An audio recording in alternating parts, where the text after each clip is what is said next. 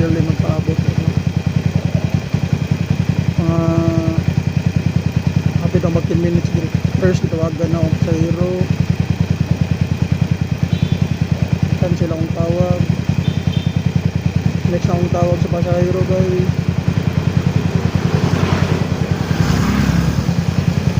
cannot be reached na ang number.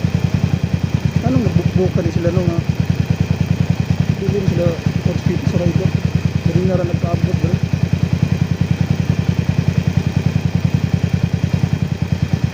Gamay lang pas minsa kayo. Naplitihan man good ako dati ba 56 yeah. Na ako sa travel B karon kasi nag last tirada pa ang duga ni gawas travel B in ay nako angkas lang man ako.